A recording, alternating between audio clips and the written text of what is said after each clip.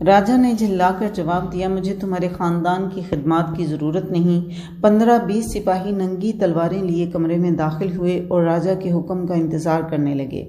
راجا نے بھیم سنگھ کی طرف اشارہ کرتے ہوئے کہا، اسے لے جاؤ اور نیرون کے قید خانے کی سب سے تاریک کوٹھڑی میں بند رکھو۔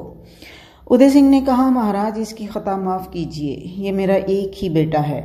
جے سنگھ نے آگے بڑھ کر راجا کے کان میں کچھ کہا اور اس نے ادے سنگھ کو جواب دیا، تم بھی اس کے ساتھ جا سکتے ہو، سندھ کو تمہارے جیسے سپہ سالار کی ضرورت نہیں۔ عقب کے کمرے کا پردہ اٹھا اور لاڈی رانی جلدی سے راجا کے قریب آ کر کہنے لگی، مہاراج آپ کیا کر رہے ہیں؟ ادے سنگھ فوج کا سیناپتی ہے اور فوج اس کے ساتھ برا سلوک برداشت نہ کرے گی۔ جے سنگھ نے جلدی سے جواب دیا، جب فوج کو یہ معلوم ہو جائے گا کہ یہ باپ بیٹا دشمن کے ساتھ ملے ہوئے ہیں، وہ سب کچھ برداشت کر لے گی۔ رانی نے کہا، بیٹا دشمن سر پر کھڑا ہے، یہ آپس میں پھوٹ ڈالنے کا وقت نہیں۔ جے سنگھ نے جواب دیا، دشمن کی آخری منزل دیبل تھی، وہ دریائے سندھ کو کبھی عبور نہیں کر سکے گا۔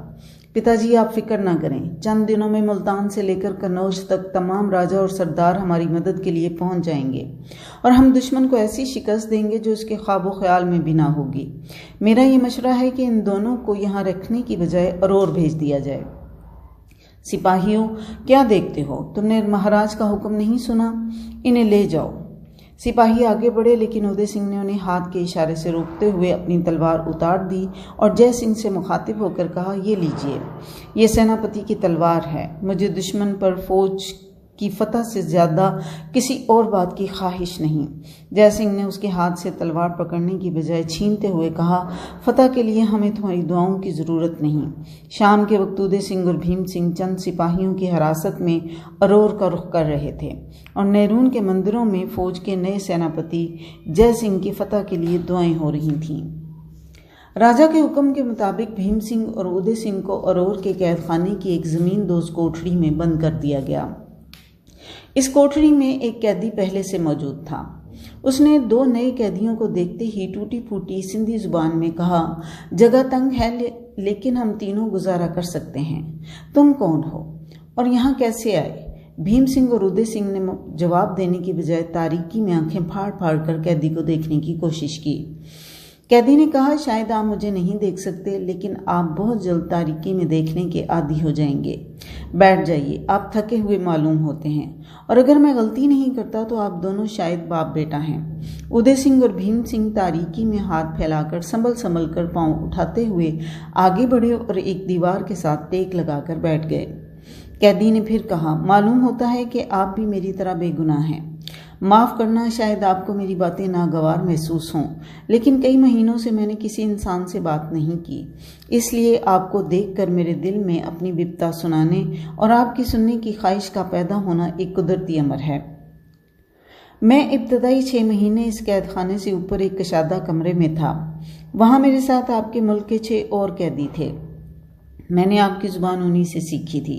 اگرچہ مجھے اس زبان پر عبور حاصل نہیں ہوا، پھر بھی مجھے یقین ہے کہ میں اپنا مطلب بیان کر سکتا ہوں۔ آپ میرا مطلب سمجھتے ہیں نا؟ بھیم سنگھ نے کہا، تم اچھی خاصی سندھی جانتے ہو۔ قیدی نے بھیم سنگھ کی متجسس نگاہیں دیکھ کر کہا، شاید آپ مجھے ابھی تک اچھی طرح نہیں دیکھ سکے، میں قریب آ جاتا ہوں۔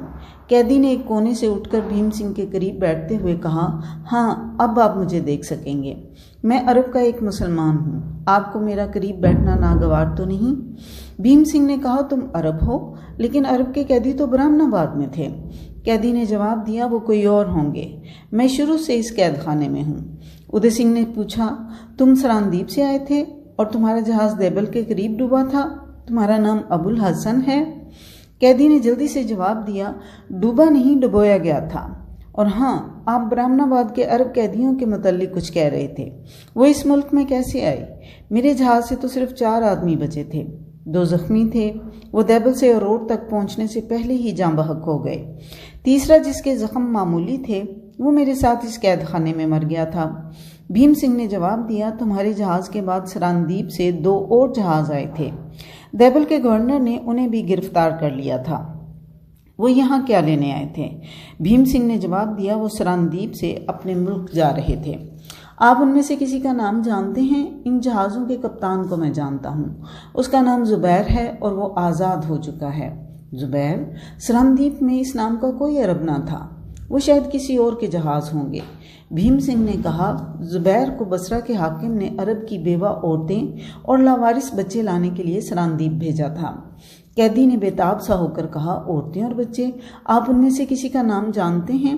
ان میں سے ایک نوجوان کا نام خالد ہے، لیکن وہ قید میں نہیں۔ خالد میرا بیٹا ہے، وہ کہاں ہے؟ وہ اس وقت دیبل میں ہوگا۔ دیبل میں؟ وہ وہاں کیا کرتا ہے؟ شاید کہو تم نے اسے دیکھا ہے؟ میں نے اسے لسبیلا میں مسلمانوں کے ساتھ دیکھا تھا اور اب وہ دیبل فتح کر چکے ہیں۔ ابوالحسن پر تھوڑی دیر کے لیے سکتہ طاری ہو گیا۔ وہ پھٹی پھٹی آنکھوں سے یکے بعد دیگرے بھیم سنگھ اور اودے سنگھ کی طرف دیکھ رہا تھا۔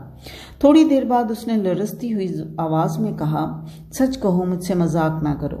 اودے سنگھ بولا، وہ جن کے ساتھ قدرت مذاق کر رہی ہو دوسروں کے ساتھ مذاق کی جرت نہیں کر سکتے۔ مسلمانوں کی فوج دیبل فتح کر چکی ہے اور انہیں یہاں پہنچنے میں دیر نہیں لگے گی۔ ابوالحسن دیر تک کوئی بات نہ کر سکا۔ اس کی آنکھوں سے آنسو بہہ رہے تھے، خوشی کے آنسو، تشکر کے آنسو۔ لیکن اچانک اس نے بھیم سنگھ کا بازو پکڑ کر جھنجھوڑتے ہوئے کہا، سراندیپ میں میری بیوی اور ایک بیٹی بھی تھی، تم ان کے متعلق کچھ جانتے ہو؟ بھیم سنگھ نے جواب دیا، آپ کی بیوی کے متعلق مجھے کوئی علم نہیں۔ شاید وہ برہمن آباد کے قیدیوں کے ساتھ ہو، لیکن جب میں لسبیلا میں زخمی ہونے کے بعد مسلمانوں کی قید میں تھا، اس وقت زبیر کے ساتھ خالد کی بہن کی شادی ہوئی تھی، تو سلمہ بھی ان کے ساتھ ہوگی، وہ یقیناً ان کے ساتھ ہوگی۔ اودے سنگھ نے پوچھا، سلمہ کون ہے؟ میری بیوی۔ آپ مجھے بتائیے کہ مسلمانوں کی فوج نے سندھ پر کب حملہ کیا؟ اودے سنگھ نے کہا۔ اس کے جواب میں مختصراً محمد بن قاسم کے حملے کے واقعات بیان کیے۔ بھیم سنگھ نے ذرا تفصیل کے ساتھ یہ داستان دہرائی اور اس کے بعد ابوالحسن نے اپنی آپ بیتی سنائی۔ غرض شام تک یہ تینوں قیدی گہرے دوست بن گئے اور قید سے رہا ہونے کی تدابیر سوچنے لگے۔ راجا نے جھلا کر جواب دیا، مجھے تمہارے خاندان کی خدمات کی ضرورت نہیں۔ 15-20 سپاہی ننگی تلواریں لیے کمرے میں داخل ہوئے اور راجا کے حکم کا انتظار کرنے لگے۔ راجا نے بھیم سنگھ کی طرف اشارہ کرتے ہوئے کہا، اسے لے جاؤ اور نیرون کے قید خانے کی سب سے تاریک کوٹڑی میں بند رکھو۔ اودے سنگھ نے کہا، مہاراج اس کی خطا معاف کیجیے، یہ میرا ایک ہی بیٹا ہے۔ جے سنگھ نے آگے بڑھ کر راجا کے کان میں کچھ کہا اور اس نے اودے سنگھ کو جواب دیا، تم بھی اس کے ساتھ جا سکتے ہو، سندھ کو تمہارے جیسے سپہ سالار کی ضرورت نہیں۔ عقب کے کمرے کا پردہ اٹھا اور لاڈھی رانی جلدی سے راجا کے قریب آ کر کہنے لگی، مہاراج آپ کیا کر رہے ہیں؟ اودے سنگھ فوج کا سیناپتی ہے اور فوج اس کے ساتھ برا سلوک برداشت نہ کرے گی۔ جے سنگھ نے جلدی سے جواب دیا، جب فوج کو یہ معلوم ہو جائے گا کہ یہ باپ بیٹا دشمن کے ساتھ ملے ہوئے ہیں، وہ سب کچھ برداشت